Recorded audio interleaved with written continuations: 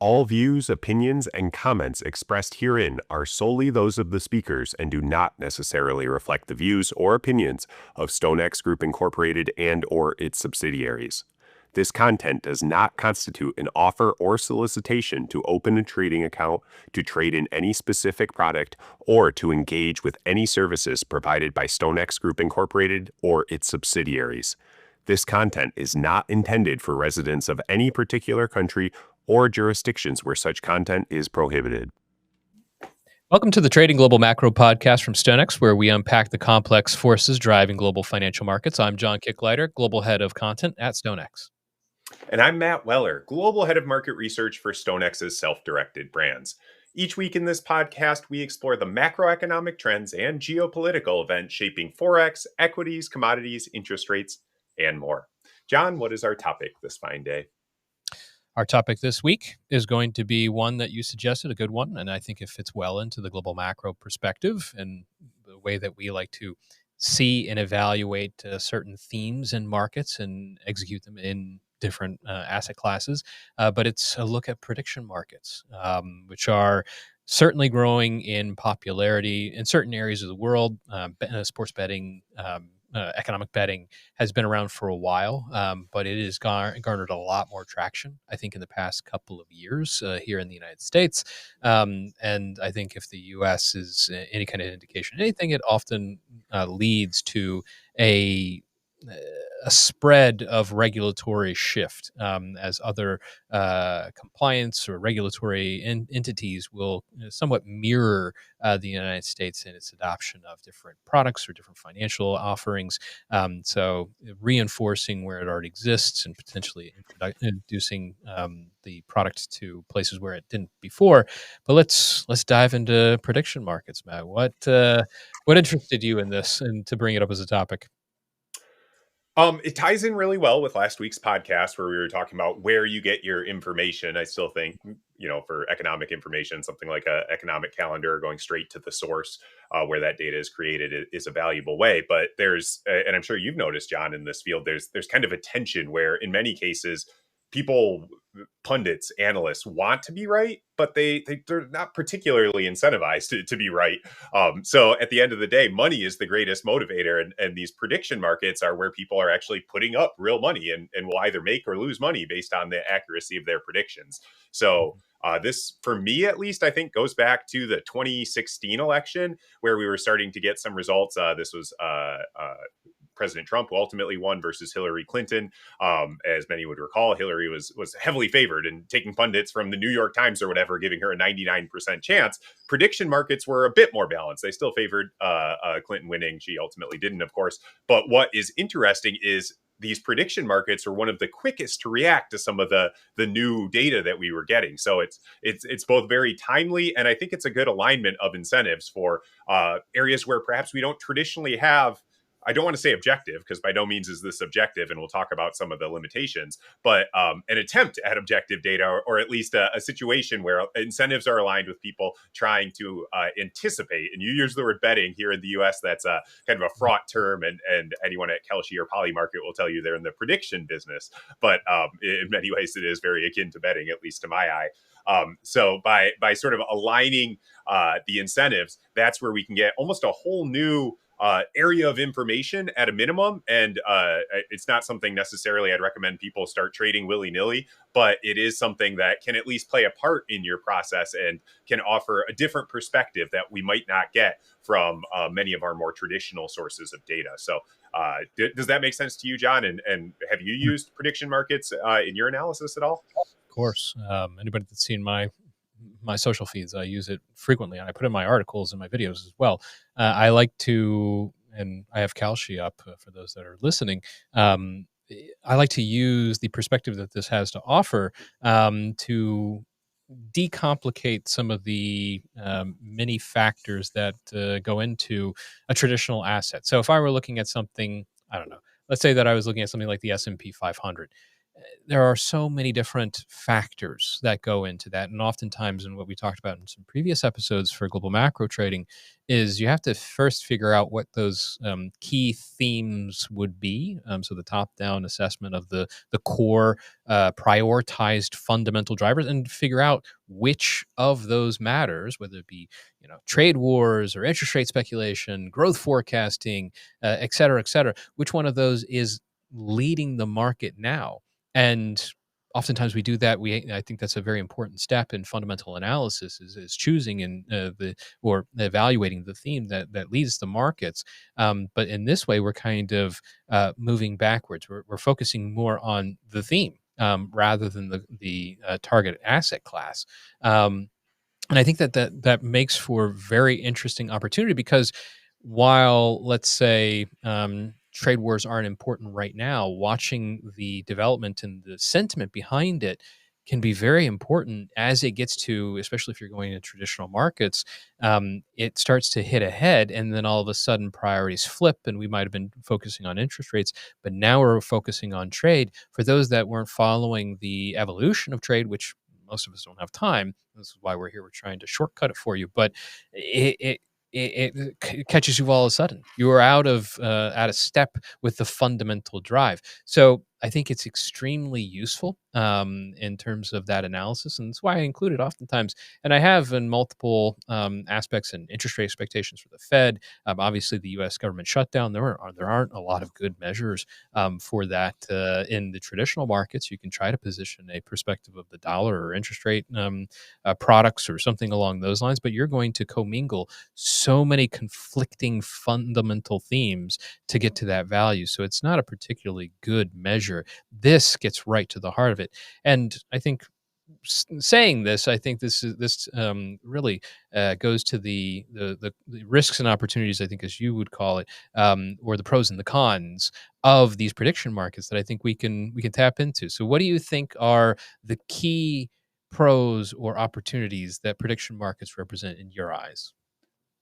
I love your framing there. You use the word decomplicate some of the factors that might drive markets. I might even say partition some of the risk. Where if you have a view that you're confident the S&P 500 is going to go up, so you're comfortable holding long spot, unless tariffs against China across 200% or something like that. There's a way to just peel off that and more directly hedge it rather than trying to read these missives and anticipate what's going to happen when Trump and Xi call each other. You could just theoretically, and maybe in a future state, I'm not sure how deep and liquid these markets are, but you could place a bet that says, "Hey, I'm full long, but as a partial hedge, I've got a bet in this market that might offset some of that risk." So I think it's very useful in that way, and that point can sort of be broadened out. We're pulling up Kelshi here in the corner for our audio listeners. Is the Fed decision in December whether the Fed's going to maintain its current rate or cut interest rates? It's pretty close to a coin flip now.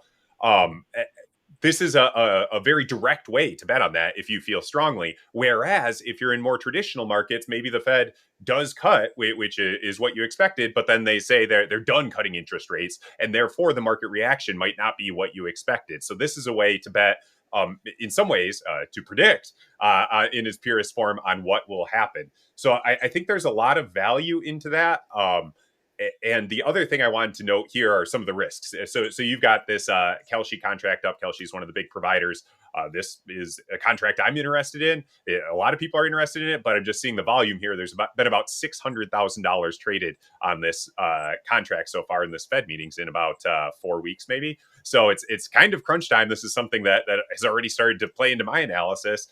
But it's not a very deep liquid market, which has maybe offers some opportunity for smaller traders, because that means large hedge funds haven't come in here and necessarily priced it in an efficient way. But it also, sort of limits the accuracy of the information. Perhaps it's just $600,000 of kids in their parents' basement that have a vendetta one way or another. That leads it to not necessarily accurately reflecting. Whereas if we were to contrast that with CME FedWatch, which is a tool I know you're familiar with, that tries to interpolate the odds of an interest rate decision based on Fed funds futures, that's has billions of dollars flowing through it, but it's not an exact bet as the Kelshi one is, because there's, based on the way these contracts are played out over the course of the month, whether the meeting's early or late, that can kind of tilt these odds slightly, and CME FedWatch even disclaims that somewhere on this page. But you can see a slight difference there, whereas at this exact minute, CME FedWatch is pricing in a 60% chance that the Fed holds, whereas I think that was closer to 55 on Kelshi.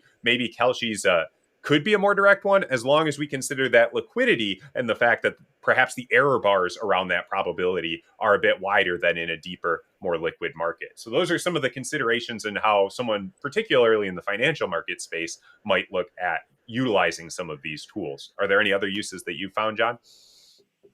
Uses, I think it is good informational, bar none. In terms of active trading and hedging, it's questionable because you have the additional cons or risks in terms of fund security. Obviously, quite a Mm-hmm. large Kalshi, and there's a lot of large companies that do these kind of predictive markets around the world, but they're not anywhere near as liquid as something like an equity index, certainly not an exchange rate or a currency, where there's very heavy exposure. There's a lot of multiple firms that are backing each other, and that gets in also to the consideration of regulatory stability.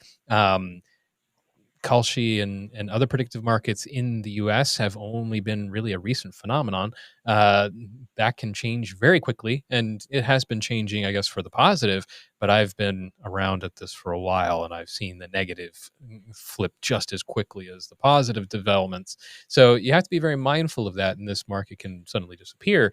And these contracts disappear after their end, and it might be not exactly the outcome that you expected too. So that becomes something of an additional risk. But in terms of context, if I know I need to keep tabs on a few key fundamental themes, like let's just pick something from Kalshi's economics top bets, the December bet for Fed, when is the US CPI, or whether or not the US CPI is going to come out in November, or gas prices in the US this month. Those are all things that can really get to a core understanding of a theme and expectations. And it's a good sample size as long as it's a large enough liquidity behind it that it can be the same thing as what I think you and I've tried to do in the past, is go out and find means of using AI to get a bias one way or the other in like social channels to see if people expect gas prices to go higher or lower. So a sentiment survey just using AI and then through social channels, stuff like that. But this is where money actually comes into it. So Mm-hmm. it gives it a little bit more credibility rather than just throwing out a statement on a social handle. So there's these biases that we have. But what else do you think is useful when it comes to the prediction markets, or risky? I I would maybe point next to some of the risks, or at least some of the things to be aware of, because I think it's almost self evidently useful. And if listeners haven't experimented with this, I encourage you to get around and check some of these out, see if it's something that might make sense for your analysis.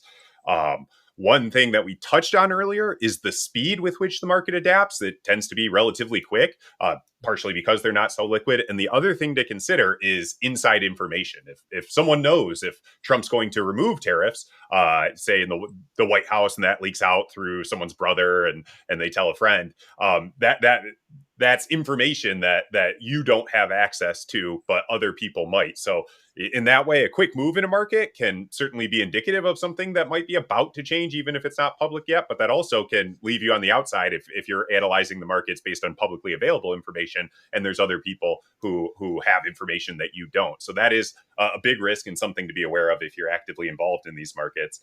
The other one I wanted to mention was the settlement terms. I think maybe, John, if you scroll down here, they'll kind of outline and maybe even link to a 10-page PDF document that explains exactly how it's settled. In some cases, these aren't exactly clear. There's questions about whether there'll be a recession, and the question is, well, what is a recession then? I know this is a bugaboo of yours. Is it 2 consecutive quarters of declining GDP? Is it when the 7 or 9 people in a committee 3 years later decide, hey, back then we were in a recession?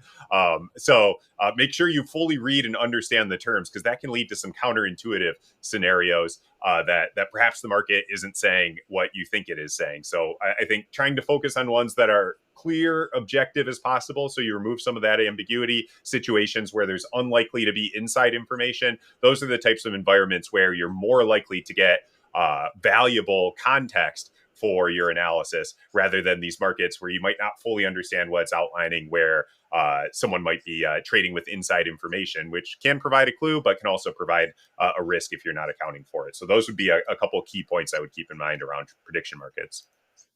Very nice.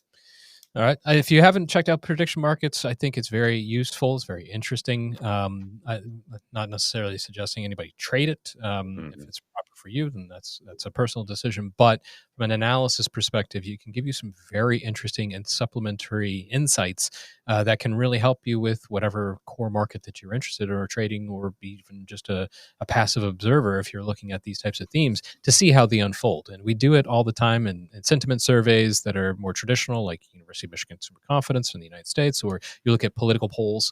But this puts markets to it, and when money's attached, it can draw in a lot more and very particular interests. So it's something to certainly look into. Thanks for tuning into the Trading Global Macro podcast from Sonix. If you enjoyed today's discussion, make sure to subscribe wherever you get your podcast. I'm John Kicklighter. And I'm Matt Weller. Join us again next week for more insights into the trends and events shaping the world's financial markets. Thank you.